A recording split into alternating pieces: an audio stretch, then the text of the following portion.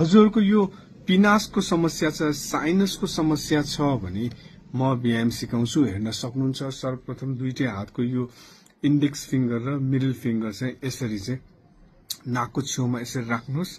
यसरी राखेर हल्का प्रेस गर्दै यसरी मजाले तान्नुहोस् है त।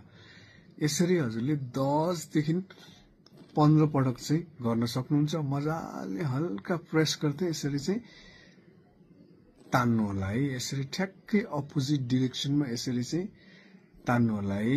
यसरी हेर्नु त 15 देखि 20 चोटी। अर्को चाहिँ दुईटै हातको यो थम्ब जुन हुन्छ, यो आइब्रो हुन्छ नि हाम्रो, आइब्रोमा यसरी राखेर चाहिँ यसरी मजाले थिच्दै स्ट्रेचिङ गर्नुस् है। हेर्नुस् त यसरी मजाले यसरी तान्न सक्नुहुन्छ हल्कासँग है। 10 देखि 15 चोटी है, हल्कासँग यसरी तान्न सक्नुहुन्छ। भिडियो मन परेमा शेयर गर्नु होला। धन्यवाद।